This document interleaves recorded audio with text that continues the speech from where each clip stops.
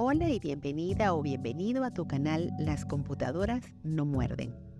Hoy te voy a enseñar cómo cambiar la configuración del ratón o mouse de tu computadora Mac para que se adapte a ti si eres zurda o zurdo. Esto lo haré en 3 pasos y un demo. Primero abre la ventana de preferencia de sistemas. Segundo, en la ventana que abre a continuación, busca el icono de ratón. En la siguiente pantalla, busca el espacio designado para botón primario del ratón y selecciona Derecho.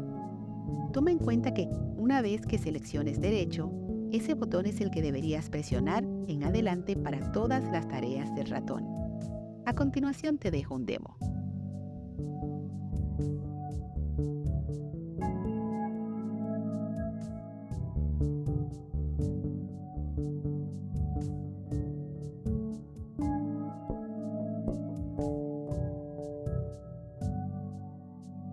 Si deseas aprender sobre un tema o si este contenido te resulta de utilidad, déjamelo saber con un me gusta o un comentario. Nos vemos en el próximo video.